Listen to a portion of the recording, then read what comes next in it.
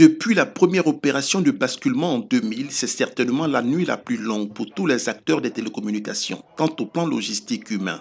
Chaque opérateur a mis sur pied son plan de migration depuis des mois. Mais pour ce soir, les événements se déroulent impérativement pour chacun d'eux, entre 22h et 6h du matin. Il est 22h passé de 56 minutes lorsque le directeur général de l'autorité de régulation ARTCI arrive chez l'opérateur Orange Côte d'Ivoire en zone 4. Visite guidée au pas de course dans les salles techniques de l'opérateur. Ici, 4 sites ont été déployés dans le Grand Abidjan pour conduire l'opération. Une logistique qui a mobilisé plus de 200 agents pour cette seule nuit. À l'intérieur du pays, 580 coachs mobiles ont été déployés pour apporter assistance aux abonnés. L'opérateur se dit prêt. Des centres d'appel et de réclamation seront ouverts exceptionnellement ce dimanche pour assister les entreprises et particuliers confrontés à des difficultés. Cap est mis ensuite chez les opérateurs Move Africa et MTN Côte d'Ivoire à la Riviera Golf et à Makori Zone 4. Les dispositifs techniques et prise en charge des clients sont quasi identiques d'un opérateur à un autre, notamment les services data, voix et mobile money. Retour au siège du régulateur à Makori Mambo. Nous avons été rassurés que le plan de travail qui a été validé par l'équipe projet, pilotée par la RTCI, ce plan de travail suit son cours et se déroule normalement. Pendant ce temps, les équipes des 3 opérateurs reçoivent le top des horloges. Il est 0 heure, 0 minute, 0 seconde. La Côte d'Ivoire bascule de 8 à 10 chiffres. Dans une synergie d'action, la dizaine de centres d'opération sur toute l'étendue du territoire vient de commuter 34 millions d'abonnés.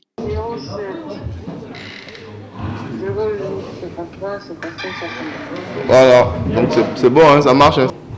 C'est le premier appel. Je ne peux que remercier et féliciter tous les collaborateurs, notamment l'ARTCI, qui a coordonné cette délicate et importante opération. Une opération que je peux qualifier d'historique. Dans un souci d'adaptation, les opérateurs en accord avec le régulateur ont prévu un plan de cohabitation des 8 et 10 chiffres jusqu'en fin février.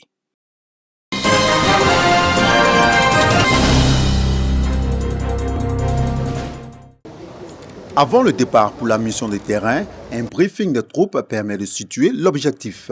Pour une durée d'environ 2 heures au moins, 5 tonnes de produits pharmaceutiques contrefaits doivent être saisis. Les éléments ont l'obligation de rester fermes et professionnels face à l'agitation des vendeuses de faux médicaments. Les sentiments n'ont pas leur place.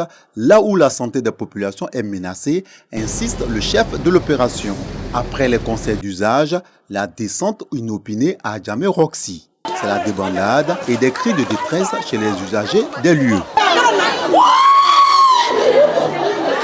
Des labyrinthes sont parcourus et des magasins passés au peigne fin.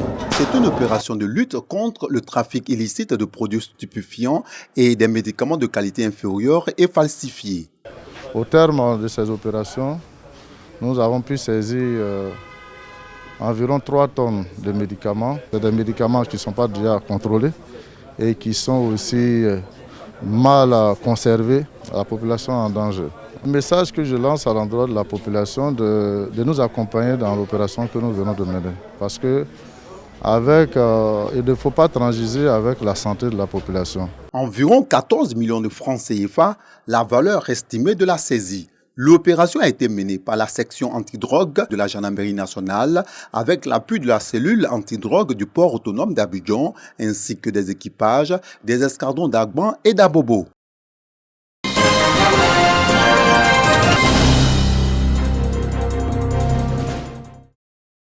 Plus que quelques jours pour la cérémonie de remise des bourses ASCAD, l'Académie des sciences et des arts annonce l'organisation de la 8e édition pour le 28 janvier 2021. L'ASCAD, depuis l'an 2013, a organisé ce concours d'attribution des bourses tous les ans pour pouvoir primer certains chercheurs, si vous voulez, et leur offrir des bourses pour les aider à faire de la recherche et à apporter ainsi une contribution au développement de notre pays, la Côte d'Ivoire. De 2013 à 2019, nous avons donné un montant total d'environ 77 millions de bourses.